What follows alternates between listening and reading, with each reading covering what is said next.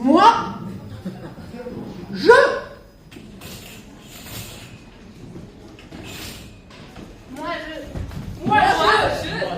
Moi, je. Moi, je. Oui. Moi, je.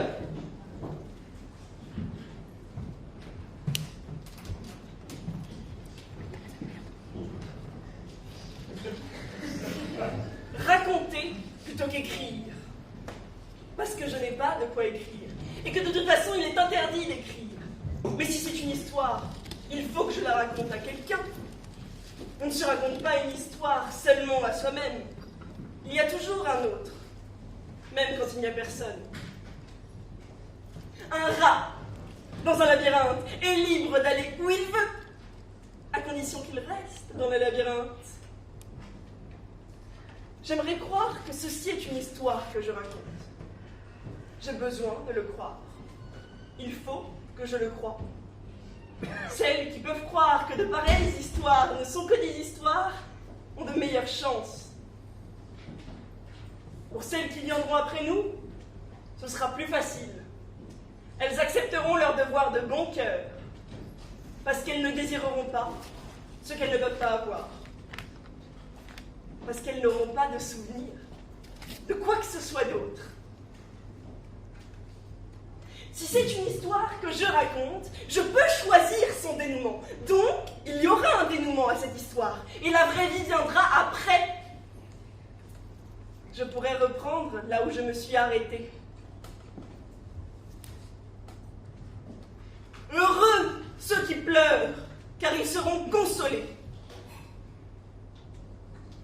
Personne n'a dit quand. Les gens feront n'importe quoi plutôt que d'admettre que leur vie n'a pas de sens, c'est-à-dire pas d'utilité, pas d'histoire.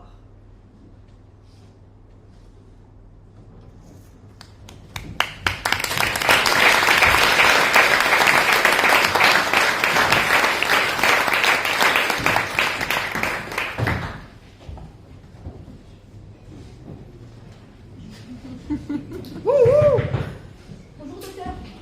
Bonjour, monsieur. Boulard, Luc Boulard. Vous m'avez opéré il y a une semaine d'une greffe de poumon, foie, rate, tibia, cœur, auriculaire. Ah oui, monsieur Boulard, oui. Que puis-je faire pour vous?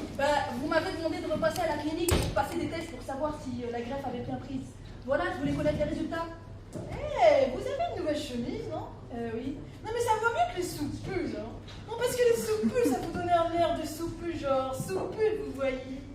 D'ailleurs, quand on met des soupules, est-ce qu'on est obligé de mettre des pulls par-dessus? Non, je crois pas, mais j'ai jamais fait les analyses. Ah non, je crois qu'il va être trichère, voilà, merci, au revoir. Et les analyses? Oh, vous avez que ce mot à la bouche, vous. Enfin, Analyse, analyse, il y a des mots beaucoup plus jolis, vous savez. Vélocipède, montagnard, pubis, acacia. oui, non, mais enfin, je suis juste pour ça. Ok, monsieur. Boulard, Luc Boulard. Excusez-moi. Allô, quoi? Oh non, c'est pas vrai. Je te rappelle après. Oh mon Dieu, je viens d'apprendre Quoi, qu'est-ce qui se passe? que ma femme est en réalité ma mère. Je dois partir au Brésil me refaire le visage. Non, j'irai demain. Les analyses, alors, vous les avez reçues? Ah, mon bras! Il devient fou, il va écrire. Je suis Satan et je baise les chiens malades. Oh, Dja Dja. Je suis pas ta 14, Dja Dja. Sors de ses cœurs, Nakamura, sors de ses cœurs.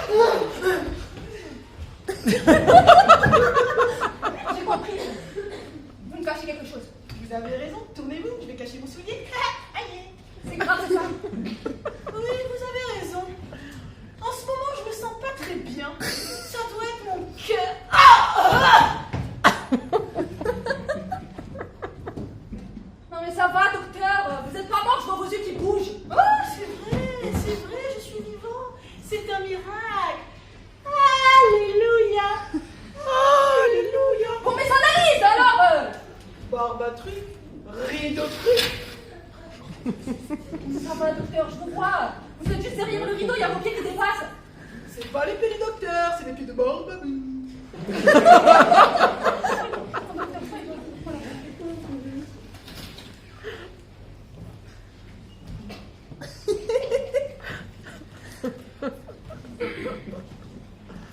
Bon, asseyez-vous. Ce que je vais vous dire doit rester entre nous. Très bien. Voilà, je ne suis pas docteur. Je viens de la planète Vulva et je vais m'auto-détruire dans 15 secondes. Alors vous ferez mieux de partir si vous voulez pas être atomisé. Vous ne me croyez pas, n'est-ce pas? Alors, comment vous dire la vérité? Je suis ton père. Mon père s'appelle Robert. Adoptif. Adoptif. Oui. Je t'ai recueilli lorsque tu avais 6 mois. Oui, je t'ai emmené en Bretagne pour fuir la peste qui s'émissait dans la capitale. Et là-bas, nous avons pris un 3 mâts à Saint-Malo. C'est là-bas que tu as appris à dresser les éléphants. Ah, que tu te mignoles avec ton petit bâton comme ça, comme ça. Ah! Oula! Enfin, vous me dites la vérité sans que je vous trouve mon poing dans la gueule. Impossible, je suis un robot. Titane, aluminium et haute colonne. Chaque centimètre carré de ma peau peut supporter jusqu'à 2 tonnes de poussée. Et j'ai les ovaires en quelle part? Alors tu peux toujours aller où tu veux dans ma bouche. C'est bon, c'est fini? C'est fini. Bon, vous analysez. Monsieur Boulard, Luc Boulard. Hé! Qu'est-ce qui me prouve que vous êtes vraiment Luc Évrard? Donnez-moi votre identité. Voilà.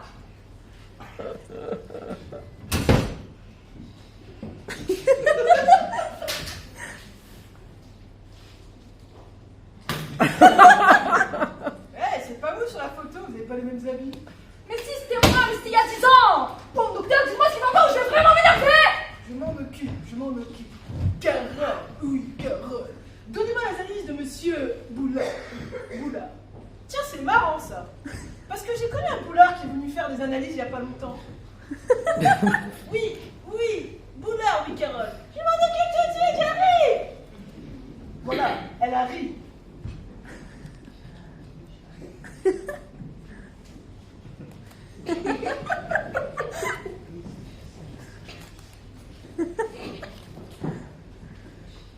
L'hôpital est très grand, hein. Cyril Hanouna s'est fait opérer chez nous.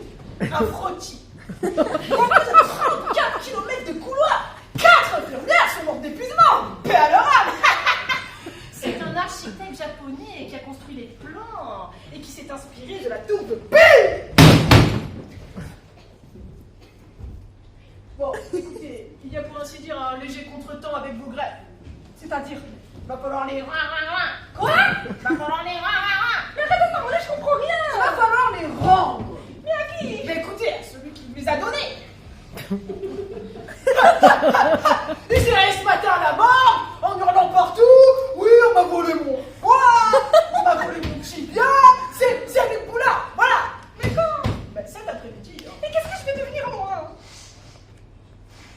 Dites-moi, vous n'avez rien contre les labradors? Non, parce qu'en fait, mon beau-frère est vétérinaire, il en a un pour 2000 €. C'est pas dangereux? Écoutez, c'est le seul donneur que nous ayons. Bon, et puis vous parlez beaucoup. Montrez la lampe. Ah, bon, c'est tout, allez. D'accord. Vous êtes très courageux, monsieur Jean-Paul Sartre. Boula. Et Boula.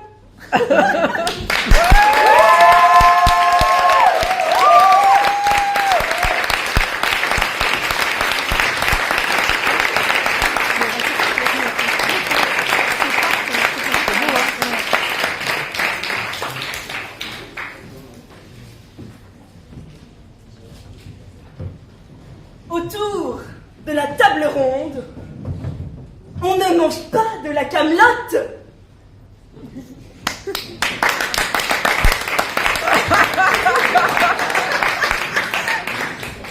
Allez, belle-mère, on se remet au boulot. Ouais, ça va pas se faire tout seul. Aujourd'hui, il y a du dessert. Non, moi ça ira, merci. Il y a des gens qui ont pris la peine de faire un dessert. La moindre des choses, c'est de rester pour les manger. On a marre de se comporter comme des sagots avec tout le monde, sous prétexte qu'on a des responsabilités. C'est proposé si gentiment. Et du coup, c'est quoi ce machin? C'est une tarte, Myrtille. Pourquoi? Ça ne revient pas? Bah ça va, pourquoi vous m'agressez? Parce que vous regardez ça comme si c'était du purin. Et qu'est-ce que ça peut vous foutre? C'est pas vous qui l'avez fait, de toute façon, si? Bah si, justement, c'est moi. Ah, Elle vient passer la matinée. Vous faites des tartes, vous, maintenant. Bah alors, pas parmi? ça vous rend pas aimable, en tout cas. Il doit y avoir 80 larbins au château et c'est vous qui vous tapez la tambouille. Ah bah ça me détend. Qu'est-ce que vous attendez pour la goûter? Qu'il fasse nuit? Vous ne dites rien. Ah, faudrait tout voir, hein. C'est pas la peine de faire des rondes jambes. Si c'est pas bon, vous n'avez qu'à le dire. C'est pas bon. Merci. Bah quoi, vous posez la question? Eh ben, je ne la pose pas à vous. La pâte est probablement un peu sèche. Ah, probablement, oui, ça doit jouer. J'ai envie de faire des tartes. Voilà, vous n'allez pas m'obliger à me justifier. Ah bah non, non, vous ne obligez pas à les manger. Je vais faire des tartes pour mes petits-enfants. Seulement des petits-enfants, il n'y en a pas. Ils n'arrivent jamais. J'attends, rien. C'est sûr que si vous les accueillez avec ça, ils sont pas prêts d'arriver. Hein. On aime toujours les tartes de sa mamie. Exactement, c'est comme d'aller à la pêche avec sa mamie. C'est dans les gènes, ça. Quoi? Mais oui, ma petite mère, faudra bien vous y coller, à moins que vous préférez vous taper les tartes. C'est dingue cette histoire, c'est pas parce que vous faites des tartes pour des petits enfants qui n'existent pas que je les amène à la pêche, non? C'est pourtant avec ça qu'on leur fait des souvenirs aux petits. La pêche, les tartes, tout ça c'est du patrimoine. Ça, c'est du patrimoine. Enfin bon, je laisserai pas manger ça à mes enfants, moi. Oui, bah vous, occupez-vous de les faire, hein. Ce sera déjà pas mal. Il n'y a pas à dire, hein. Dès qu'il y a du dessert, le repas est tout de suite plus chaleureux. Vous savez, c'est quand même pas grave de pas savoir faire des tartes, hein. Non, ne vous en faites pas. Oh, je m'en fais pas. Je vais m'entraîner jusqu'à ce que ça marche. Vous allez en faire? Tous les jours. Tous les jours. Non mais je vais varier les fruits, ne vous inquiétez pas. Et vous allez varier la pâte aussi. Mais n'exagérez pas non plus, je ne vous demande quand même pas de manger des briques. Alors, pour vouloir la ramener, la seule différence concrète avec des briques, c'est que vous appelez ça des tartes, hein. Si vous faisiez des confitures mères, les enfants, ils adorent ça. Et puis au moins, ils pourraient en bouffer. Tandis que ça, avant un an, dans tous les cas, ils ont pas assez de chico. Faut pas s'amuser à attaquer ça avec du danger, hein. Attendez, au cas où vous ayez un creux dans l'après-midi. Ouais. Ou une fissure dans un muret à colmaté. Bon, ça va, on plaisante. On plaisante, on plaisante.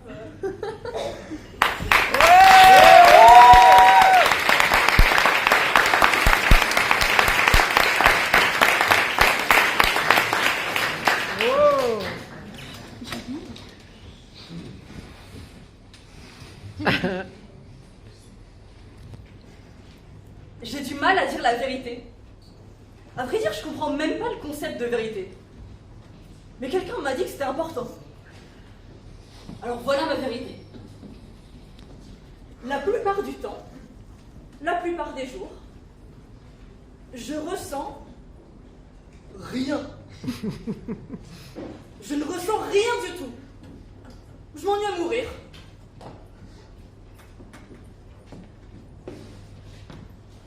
Je me lève et je me dis, encore une journée comme ça. Et ce que je comprends vraiment pas, c'est que je suis la seule à hurler comme ça, à hurler d'ennui. J'ai essayé tout un tas de trucs pour me forcer à prouver quelque chose.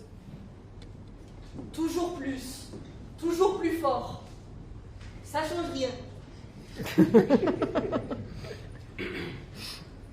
J'ai beau tout essayer, je ne ressens rien. J'essaye de me faire mal et je n'ai jamais mal. J'achète tout ce que je veux alors que je n'en veux même pas. J'essaye de me faire plaisir et je n'éprouve aucun plaisir.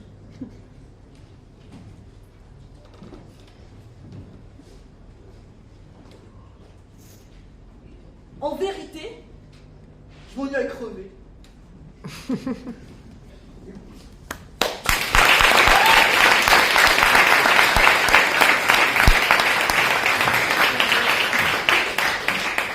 Vous connaissez le glamour. Vous connaissez l'humour. Eh bien voici le glumour.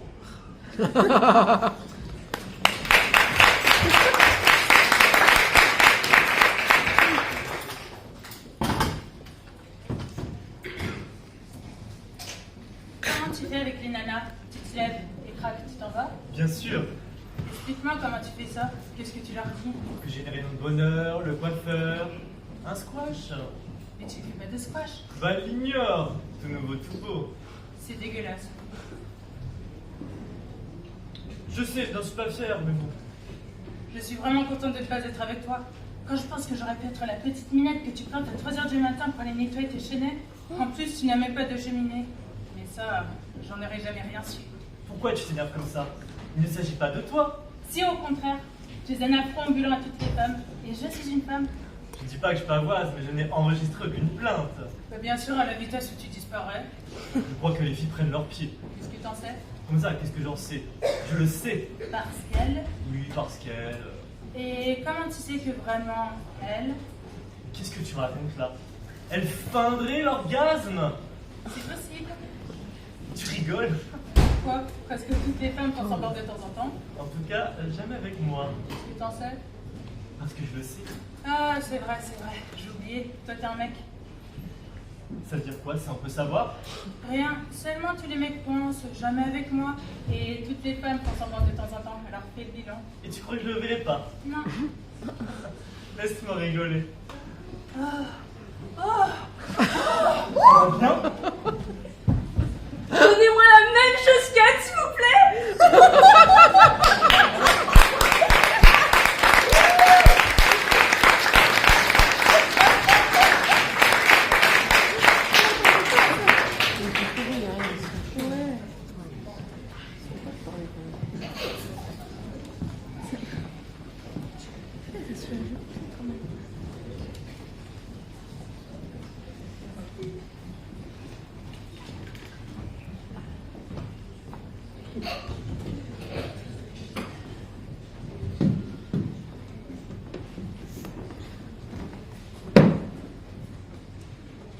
Souvent, je m'amuse comme une connasse à imaginer si j'étais une clocharde dans le métro. ma première manche. Bonjour, j'ai la voix qui tremble un peu, le trac, puis je me serais jamais imaginé que je serais là à 8h du matin dans le métro à parler haut, là où je me suis toujours habitué à parler bas. Puis voilà, je pourrais vous piailler de ma life pendant des heures, hein. Je suis lancé, je pourrais continuer, mais bon, faut bouffer. Alors franchement, si vous pouviez m'aider, s'il vous plaît, m'aider, s'il vous plaît, franchement, s'il vous plaît, m'aider, viens là, m'aider, s'il vous plaît, m'aider. Quelle connasse! Quelle grosse connasse! Moi aussi, quand je file à des gens dans le métro, je me demande toujours ce que mon voisin de siège pense de moi. À ce moment-là, bah je m'érotise comme une connasse de Bourges qui a la thune compatissante. Ou bien, si j'ai pas de thune, j'essaye de prendre en considération, de prendre en considération la connasse de Clodo qui tend sa connasse de main. Et moi, je suis assise sur mon connard de cul. Et je souris d'un connard de sourire navré, en baragouinant désolé. T'as dit quoi? Désolé. Mais désolé de quoi, putain? Désolé de pas pouvoir compter tes pièces rouges, là, devant moi, alors que tu comptais vérifier que t'avais assez pour t'acheter une baguette en sortant de la rame? Désolé de t'acheter une baguette, désolé de t'acheter une viennoise, désolé de bouffer? Je te demande pas si t'es désolé. Je te demande si oui, ou sinon. Si oui, ou sinon, t'as des flouses dans tes poches. Si oui, ou sinon. Si oui, ou sinon, ce flouze va passer de ta poche à la mienne. Maintenant, vas-y, moi aussi je vais pouvoir m'acheter une baguette ou un croissant. Bah, je suis une clodo qui aime bien bouffer des croissants, t'entends? Faites-moi un connard de macaron. Bien fourré, bien rebondi, bien précieux. Un macaron pistache. T'as eu flou pour mon gars au pistache? Connasse, c'est moi. Connasse. Les autres connards qui sont pas foutus lever le nez de leur livre, qui le lèveraient pour mater n'importe quel chien, n'importe quel cul, mais qui ne lèvent pas pour une clodo qui pue. Qui se parfume chez Sephora par-dessus ses fringues cartonnées à force de sueur, de pas être lavé, qui se lave à l'eau des robinets publics le visage et la chatte, qui a les mains qui puent les pieds à force de se les masser le soir, qui a les cheveux sales mais avec une barrette dedans. Une putain de barrette qui sert à rien, qui tient 0 cheveux. Une connasse de clodo qui aurait envie d'être coquette, mais qui se maquille gratuit avec l'échantillon de chez Yves Rocher, qui se lave gratuit aux chiottes pleines de pisse, qui s'habille gratuit dans les dépôts, qui mange gratuit au resto liqueur, qui fume gratuit des clopes taxées et ramassées, qui baise gratuit avec des gars qui ont la bite au bout du rouleau, qui chiale gratuit tous les soirs de sa putain de vie. Et notre putain de méritocratie, hein, mon cul. Soit clodo, mais soit une bonne clodo. Soit poli. Moi aussi, comme une connasse, je donne du fric au clodo aimable. Quel putain de mot, hein, aimable. Digne d'être aimé. Et c'est quoi le contraire d'aimable alors, hein? C'est quoi? Désaimable? Un foutu d'être aimé, pas fichu d'attendrir, qui donne la jambe et qui donne envie de crever sur place tellement j'ai moche! Putain, j'aurais aimé être belle juste pour aimer un moche et avoir du mérite.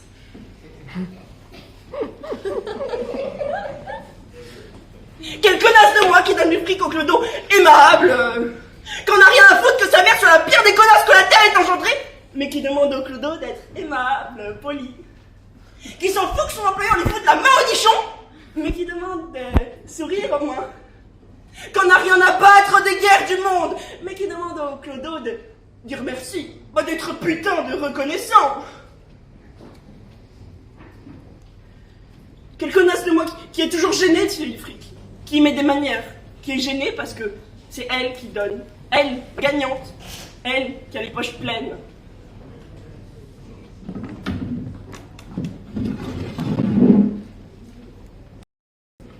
Quelle connasse de moi qui pense qu'à son cul. Même quand tu essayes de faire le charitable.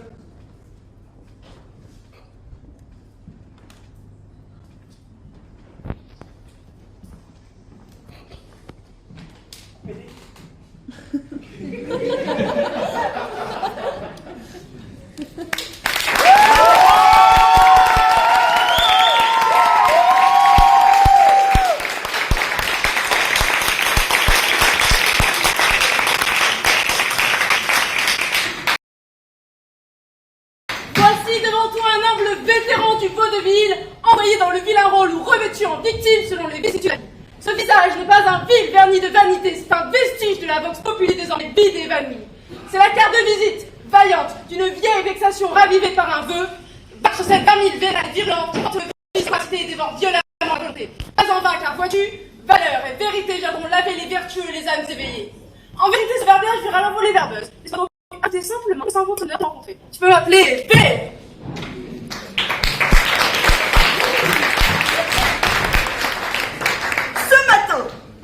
Un ragondin a tué un chasseur. C'était un ragondin qui avait un fusil. En direct du terrain de chasse le plus mortel de France. Une interview exclusive. C'est à vous.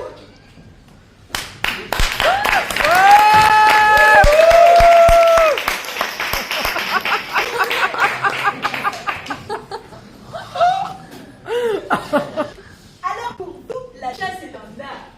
Ah bah c'est sûr que la chasse c'est un art quoi. Ah, pour d'autres t'as peut-être le peinture, la musique quoi. Mais pour nous, la chasse c'est un art. Allez copain. Ah c'est sûr c'est un art.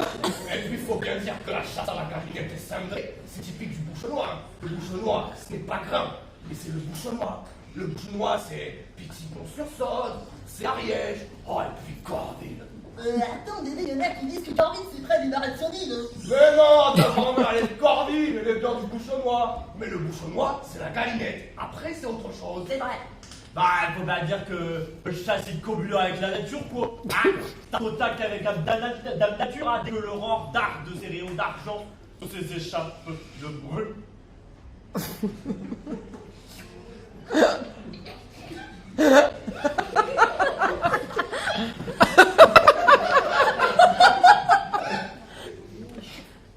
faut une âme de poète pour être chasseur. Ah, putain, c'est essentiel pour être poète. Mais je dirais, c'est l'esprit de camaraderie, le chat, ça.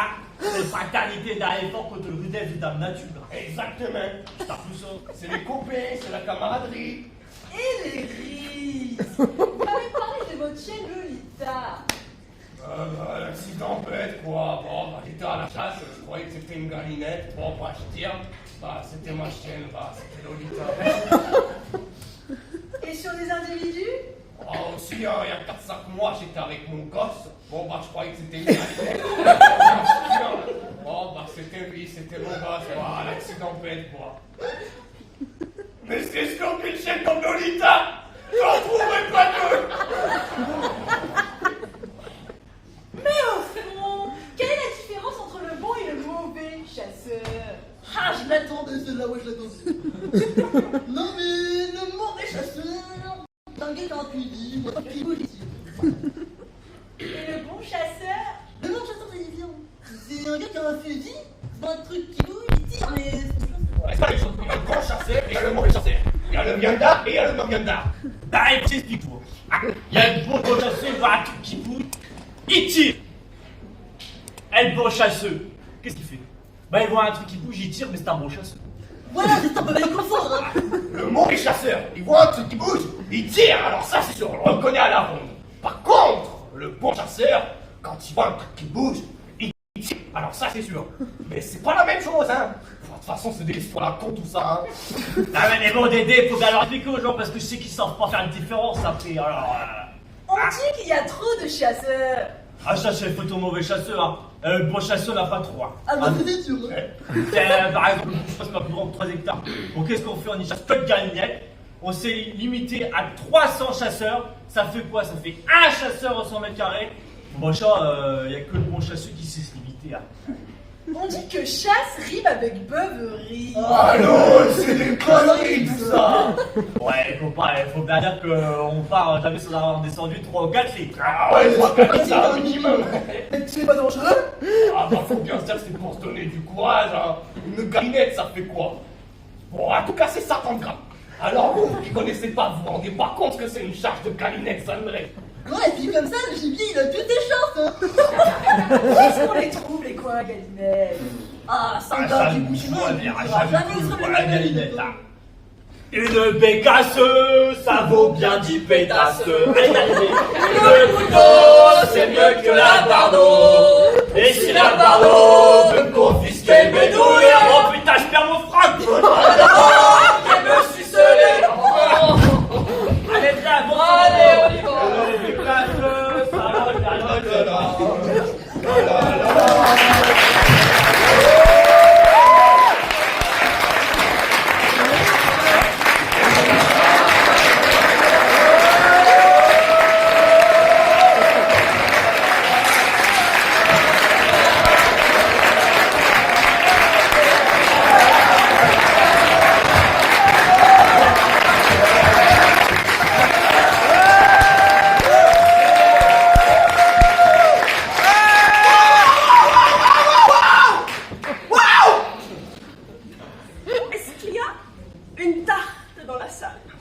Une tarte à quoi?